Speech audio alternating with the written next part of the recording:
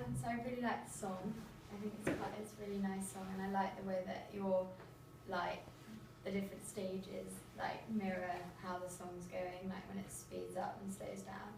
I think the fairy lights work really well, but then obviously if you're going to do it in black and white, it would just be, yeah, that's basically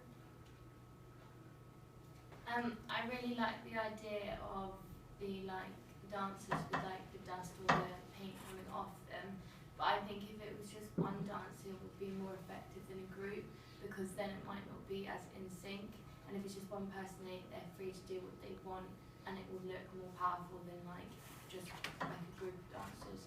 So I think if you just stick to one it might be better. But I like the song. I really like the idea, especially the dance sequence with the ballet and the dust. I really love that idea, and I thought maybe perhaps to consider that instead of doing it in a black and white filter, to perhaps just using monotone costumes and colors and just very cold lighting. Just I guess because I just was imagining just how you were saying it with the dust and the it might lose its the vibrancy in it if it's just with a black and white filter. It might make it a bit dull, in terms of color. Yeah, colour can provoke a lot of emotions, so if you are going to use black and white, you have to be clear what you're going to evoke from using black and white, because it can be quite powerful in its own way. Okay, thank you.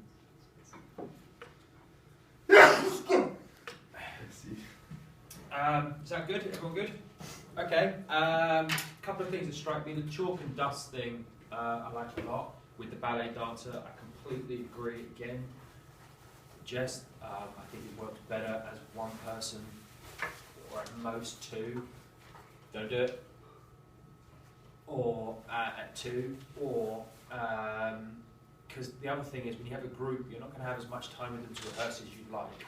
You know how busy this school is and people, and if they do dance, they're going to be in the show, they're going to be doing that. And there's nothing worse, dance choreography when there's loads of people and it's done well looks fantastic, but when it's out of sync or it's out of step, it looks clumsy, it doesn't look right. So I think remove that entirely and go with two, or if not even better, one. You're saying she's the ballet dancer, you could extend that sequence more, so it's her putting on her shoes, doing her hair, getting ready, getting sorted. That extends that sequence slightly.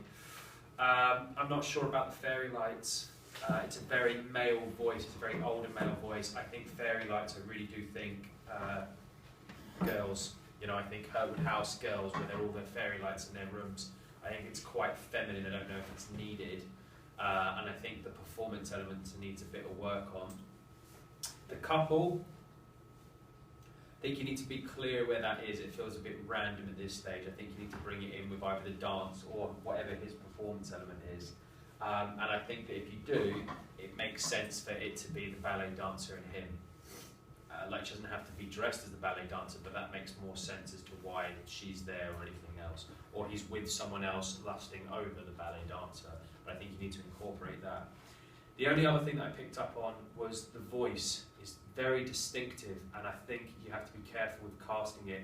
You wouldn't be able to use someone I don't think even an A2 would quite pull off the voice, if you know what I mean. It's quite an older, late 20s voice. I'm not sure if a younger person would pull it off. That's something to bear in mind when it comes to casting, and possibly to think about. Lovely song, works well with the ballet, love the chalk dancing and everything else, and the dust I'm saying chalk because that's what you would use to create the dust, sorry. So the dust dancing and everything else. I think that's really lovely, very visual. I think you're going to need older actors. Yeah. So yeah, okay. Good, thank you very much.